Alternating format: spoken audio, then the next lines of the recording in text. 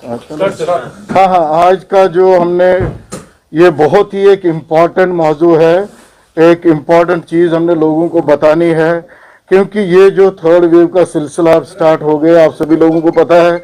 यहाँ ज़्यादा जो लोग हैं होम आइसोलेशन में रहेंगे, क्योंकि आप देखिए कि जो भी हमारे पॉजिटिव आ रहे हैं या तो एसिम्टोमेटिक है, उनको कोई सिम्टम ही नहीं है, या माइल्ड सिम्टम्स है। इसलिए आज हमने ये समझा कि अपने ACS साहब श्री विवेक भारद्वाज जी के डायरेक्शंस पे हमने ये लोगों को समझाना है कि आइसोलेशन में क्या क्या करोगे आप। क्योंकि मुझे जो लग रहा है ओवरऑल जो मेडिकल एक्सपर्ट्स कह रहे हैं, ये वेव ज़्यादा माइल्ड जो मॉडरेट होगा या एसिम्टोमेटिक होगा, तो आइसोलेशन पे ज़्यादा ध्यान देना पड़ेगा हमें।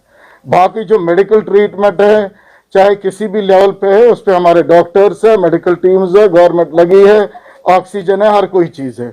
तो मैं ये आपके साथ इसलिए शेयर करता हूँ, 6M का हमने ख्याल रखना है: mixing, monitoring, medicine, meals, mindset and activity, movement towards hospital.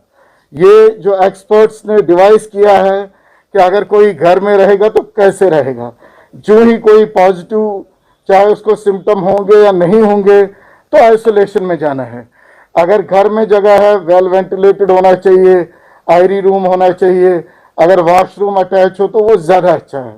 तो यानी कि उनको अपने को आइसोलेट करना है, और खासकर they have to stay away from elderly. घर में कोई बुजुर्ग है उससे भी दूर रहना है, किसी को कोमॉर्बिडिटी है उससे दूर रहना है, प्रेग्नेंट कोई लेडी है उससे दूर रहना है, बच्चों से दूर रहना है, सबसे दूर रहना है। उसके बाद आइसोलेशन के बाद जो और एक इम्पॉर्टेंट चीज़ है वो है मॉनिटरिंग। यानी कि अगर एक पॉजिटिव केस निकला, ये अपने आप को कहाँ रखेगा, कैसे रखेगा, क्या करेगा।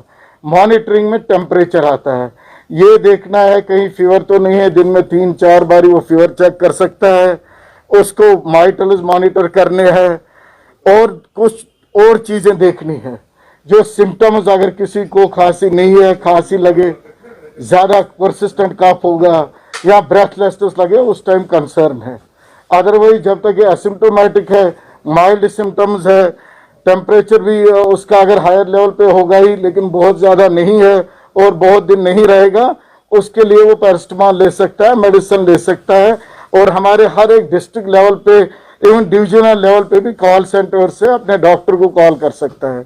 उसके बाद जो मील्स का है, यानी कि इसमें खाना खाना बहुत ज़रूरी है, अच्छा खाना ज़रूरी है, प्रोटीनिशियस डाइट होना चाहिए, जैसे कि एग है, मीट है, सोया है, सोयाबीन्स खा सकता है, और लो कार्बोहाइड्रेट। मगर एक चीज़ मैं ज़रूर बोलूँगा कि पानी बहुत लेना चाहिए, और आजकल जो विंटर है गर्म पानी ले लें, गर्म पानी ले ले, खाना हेल्दी रखे, आइसोलेशन में रहे। उसके बाद एक पॉजिटिव माइंडसेट, वो भी बहुत ज़रूरी है अगर आपको अपनी इम्यूनिटी बूस्ट करनी है। इम्यूनिटी पॉजिटिव माइंडसेट से बूस्ट हो जाती है। उनको ये कि एक्सरसाइज करे, योगा करे, अपना कोई अपने रिलीजन के हिसाब से अपने तरीके से वर्शिप करे, टाइम उससे उनका उसका टाइम भी निकलेगा, और उनके लिए एक्सरसाइज, ये माइल्ड एक्सरसाइज बहुत ज़रूरी है। कमरे में ही घूमे, कुछ और भी करे लेकिन एक्टिविटी करे। उसके बाद मूवमेंट टुवर्ड्स हॉस्पिटल जो बहुत इंपॉर्टेंट है। हालांकि ये सारी चीज़ें जो है घर में करी जा सकती है, इसको खुद भी एक, ये जो पेशेंट है इसको भी खुद भी एक जो वेल बीइंग आएगी। सपोज 2 दिन 3 दिन इसको खुद को लगेगा नहीं, मुझे अभी तक लॉस ऑफ एपेटाइट था, मैं खाना नहीं खा पाता था, अब मैं खा रहा हूँ, मुझे फीवर था, कम हो गए, इसको खुद में भी ये लगेगा हाँ मैं ठीक हो रहा हूँ। इन चीज़ों पे नज़र रखती हैं। लेकिन आइसोलेशन में कोई अगर ये क्या देखा गया, 1 दिन 2 दिन और कुछ नहीं हुआ, यार आप ठीक हो, सभी लोग आते हैं और उसी रूम में घुस जाते हैं, या घर वालों में, ऐसा नहीं करना है। मेहरबानी करके ऐसा ना करें। बराबर 1 हफ्ता ही आइसोलेशन में रहे, पूरा घर वालों से दूर रहे, चाहे कोई रिलेटिव आता है, कोई आता है बाहर से ही खबर पोशी करे, या फ़ोन पे करे, या वीडियो कॉल करके करे, लेकिन इसको 8 दिन ये एहतियात लेना बहुत ज़रूरी है। और हमारे जो कॉल सेंटर्स है, हालांकि डिविजनल लेवल का मेरे पास नंबर है भी, और हमने ये इसके लिए लिटरेचर भी बनाया है जो हर एक जगह हम रखेंगे, हर एक लेवल पे हम रखेंगे कि इसको क्या करना है क्या नहीं करना है। बाकी जो इसके बाद ट्रीटमेंट वाला पार्ट है वो हर एक लेवल पे हमने अवेलेबल रखा है। आज भी हमारी डॉक्टर्स की ट्रेनिंग चल रही थी, जो लास्ट टाइम एलजी साहब ने कहा था कि आप दूर दराज इलाकों में वो कोविड के बेड्स रखो, ये उनके लिए है जो फार फ्लंग एरियाज में या गांव में किसी के पास आइसोलेशन का कोई है नहीं, 10 लोग 20 लोग एक ही मकान में रह रहे हैं, अलग से वॉशरूम नहीं है, अलग से उनका कोई सेपरेट कमरा नहीं है, तो उनके लिए वहां भी वो फैसिलिटी रखेगी। और उसका आज हमारे ट्रेनिंग ऑफ ट्रेनर चल रही थी जिसमें ये जाके डिस्ट्रिक्ट्स में, हालांकि लास्ट टाइम भी हमने ये किया, उधर आंगनवाड़ी वर्कर हो या कोई हेल्थ वर्कर हो या कोई आशा वर्कर हो, उनको समझाएंगे ये सिम्टम्स क्या है और कब आपको डॉक्टर की जरूरत है। देखिए जो बहुत रियर होता है, सपोज कोई एल्डरली है, मोर देन 60 है, एसोसिएटेड ये डिजीजेज होंगी, वहाँ हो भी सकती है, उसमें ये है, मगर मेजॉरिटी में नहीं होती। 99.9% वैक्सीन इज सेफ। मेरा लोगों से यही गुजारिश है, वैक्सीन ले ले, खासकर जो आज का ड्राइव चल रहा है हमारे बच्चों का। देखिए बच्चे जो हमारे बच्चे, पहले हमें उनका केयर करना है। बच्चों का जो वैक्सीनेशन चल रही है 15 to 17 years age group, less than 18, वो वैक्सीन कराए और ज़रूर कराए। वैक्सीन से फ़ायदा है, वैक्सीन से बचते हैं और एसओपी से बचते हैं।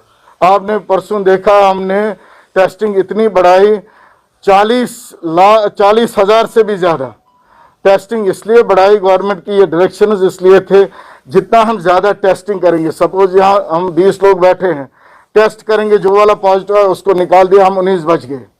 इसका मतलब ही यही है, जितना हम ज़्यादा टेस्ट करेंगे उतना अर्ली हमारे कैच में आएगा, वो आइसोलेशन में हो जाएगा तो बाकी बच जाएंगे। Thank you very much. वो तो आए दिन में करता रहता हूँ। आज जी आज जो ये आइसोलेशन पे इसलिए ध्यान दिया कि इसमें मेजॉरिटी लोग जो है या एसिम्टोमेटिक होंगे या माइल्ड केसेस होंगे, उनको घर में कैसे बैठना है, क्या करना है, जो ही पॉजिटिव निकला कैसे खुद को आइसोलेट करना है, ये कहना ज़रूरी था।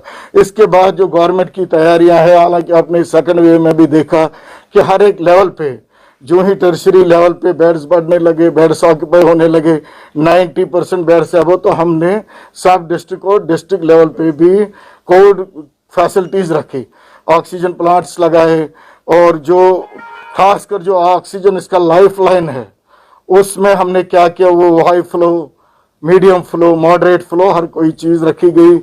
इवन नॉन इन्वेजिव वेंटिलेटर्स, हालांकि इन्वेजिव जो वेंटिलेशन है टर्शरी केयर लेवल है, लेकिन देखा गया कि जो हाई ऑक्सीजन डिवाइसेस है उससे बड़े सारे मरीज ठीक हो गए, नॉन इन्वेजिव वेंटिलेशन से, वो इस वक्त इंटैक्ट है। हमने लास्ट वीक ही उसका पूरा एक रन किया, ट्रायल रन।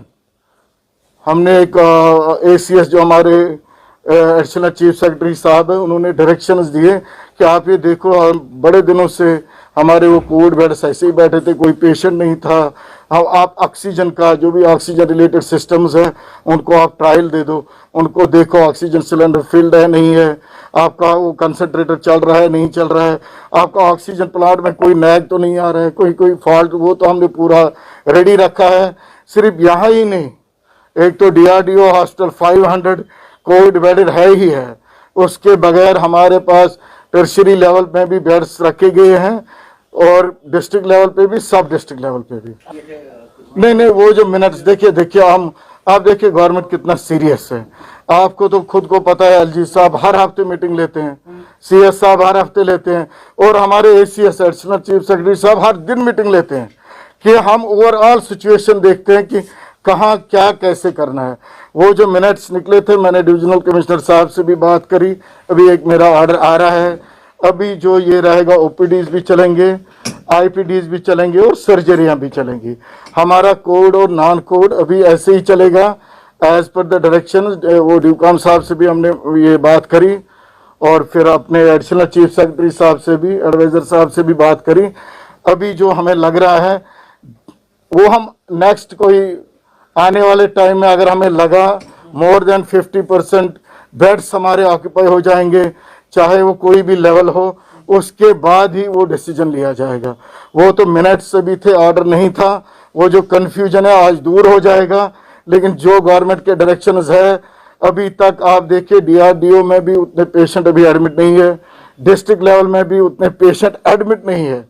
तो हमें खामखा नॉन कोविड जो हम नहीं करेंगे, मुझे लगता है in the interest of public, in the interest of people and in the interest of our own patients, हमने दोनों सिस्टम रखे, कोविड भी नॉन कोविड भी अभी चलेगा, बिल्कुल चलेगा जैसे पहले चलता था।